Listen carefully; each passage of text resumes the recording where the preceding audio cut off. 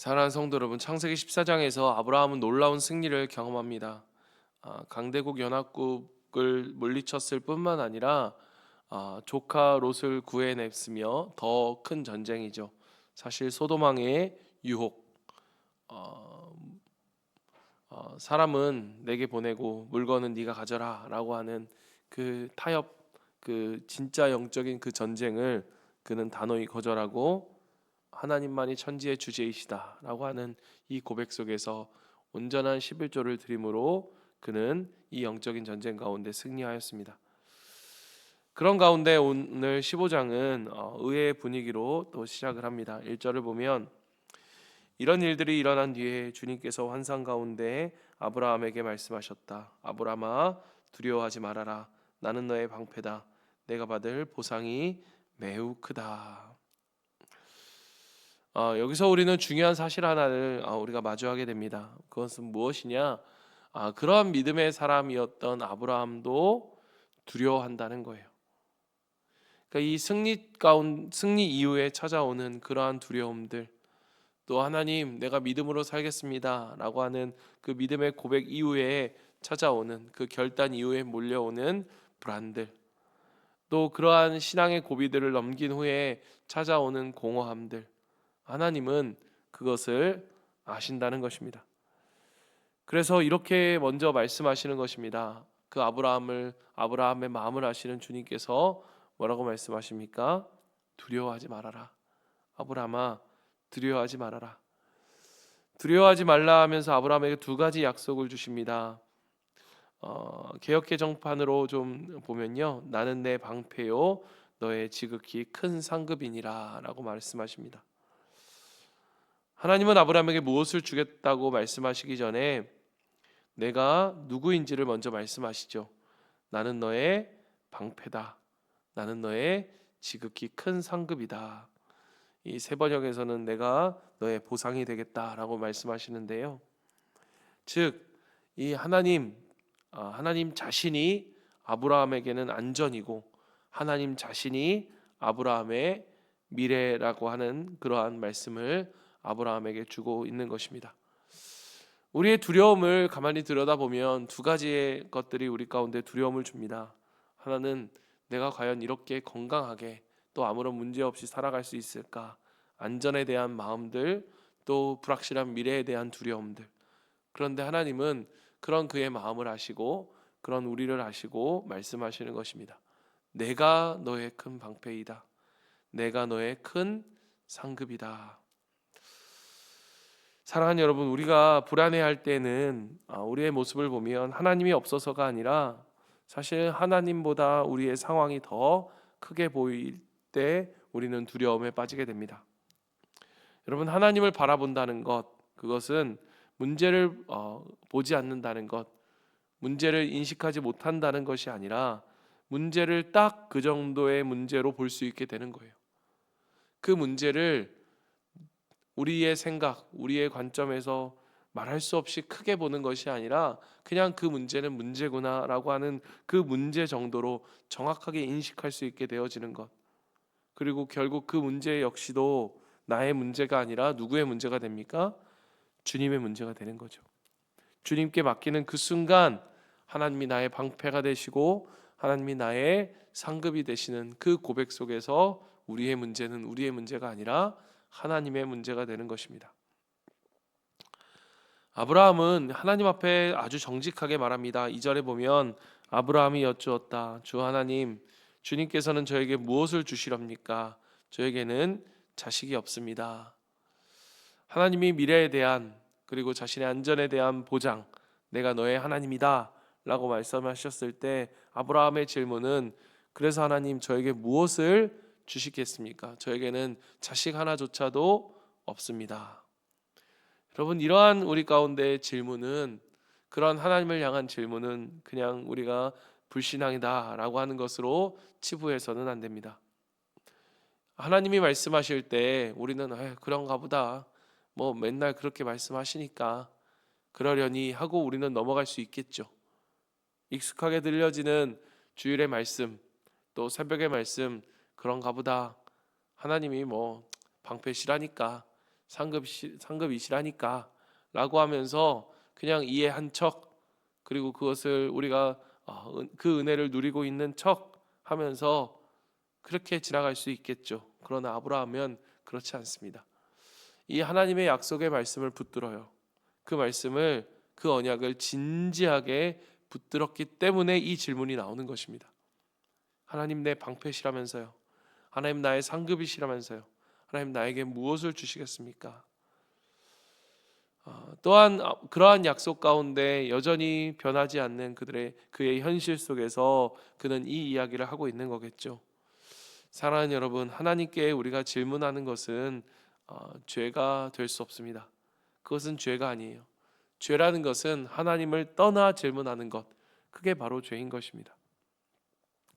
그런 질문을 하는 아브라함을 이끌고 하나님은 밖으로 나가십니다. 5절에 보면 하늘을 쳐다보아라, 내가 셀 수 있거든 저 별들을 세어보아라 라고 말씀하시죠.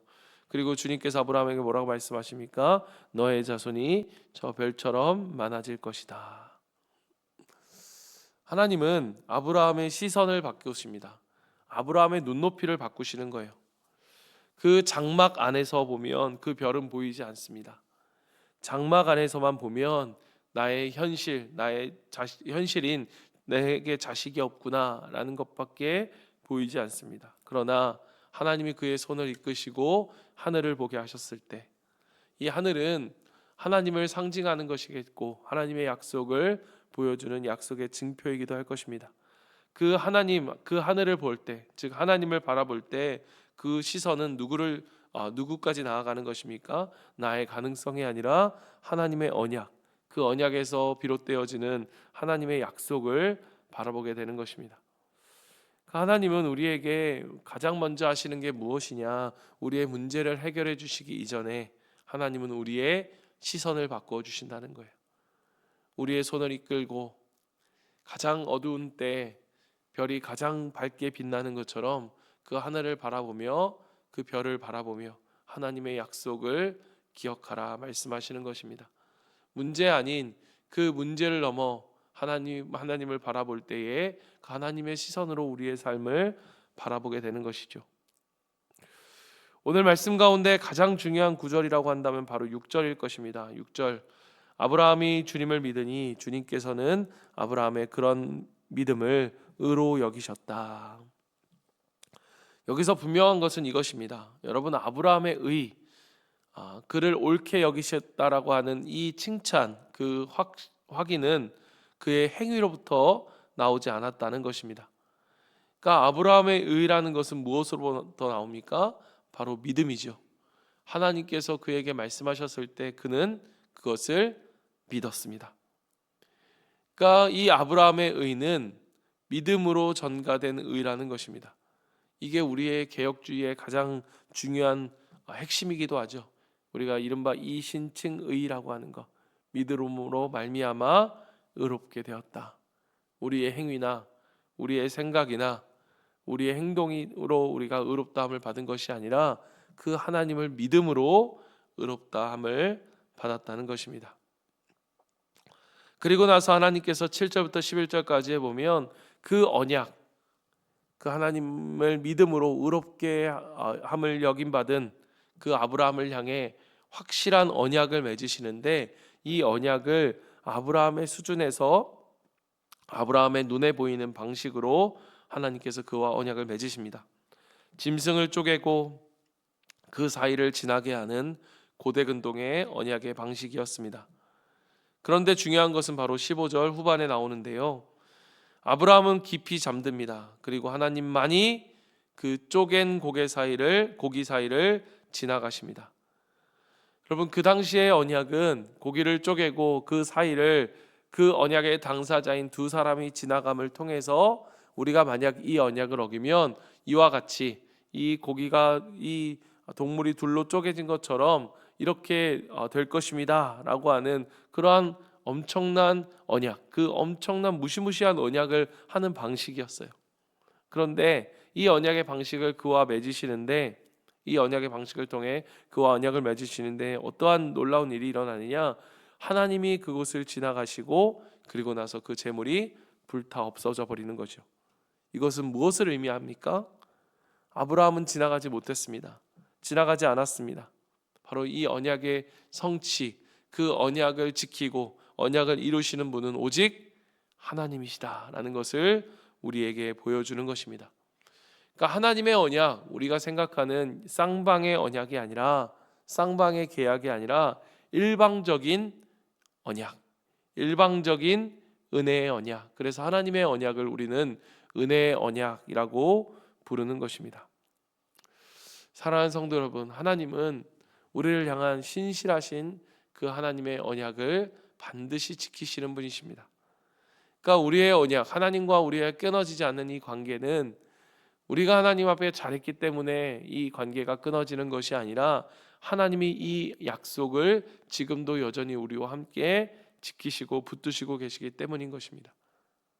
일방적으로 우리를 사랑하시는 그러한 무조건적인 은혜와 그러한 무모한 은혜, 그러한 은혜가 저와 여러분 가운데 있는 것입니다. 그러한 언약을 맺으신 후에 하나님께서 아브라함의 인생에 대해서 이야기를 하시는데요. 13절에 보면 아브라함의 자손이 고난을 겪을 것이다 라고 말씀하십니다. 13절 말씀 가운데 너가 종이 되어서 400년 동안 다른 나라에 종살이를 하게 될 것이다 라고 말씀하시죠.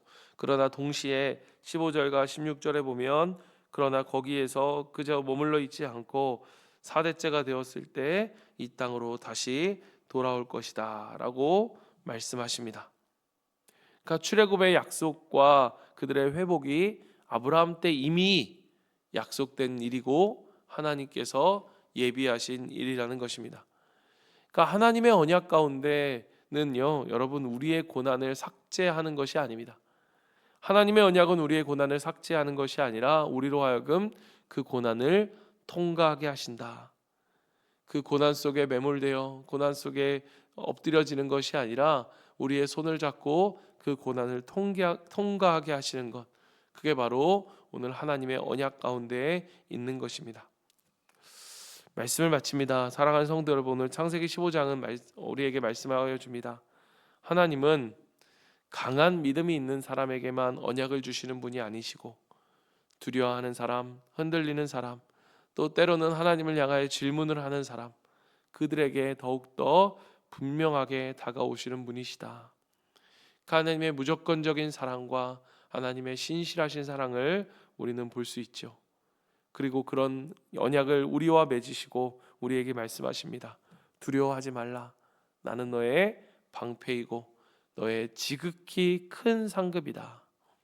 사랑하는 여러분, 우리를 두렵게 만드는 우리의 안전에 대한 불안함, 또 미래에 대한 불안함, 그러나 오늘 우리 주님께서 우리에게 말씀하십니다. 내가 너의 방패야. 그 하나님을 바라볼 수 있는 저와 여러분이 되길 바랍니다. 일방적인 은혜로, 무조건적인 은혜로 다가오시는 하나님의 언약의 그 하나님, 그 하나님의 약속을 붙들고 그 어두운 하늘에서도 하늘을 바라보며, 즉 주님을 바라보며 그 하나님의 약속을 믿는 우리를 향해 하나님은 의롭다 여겨주십니다.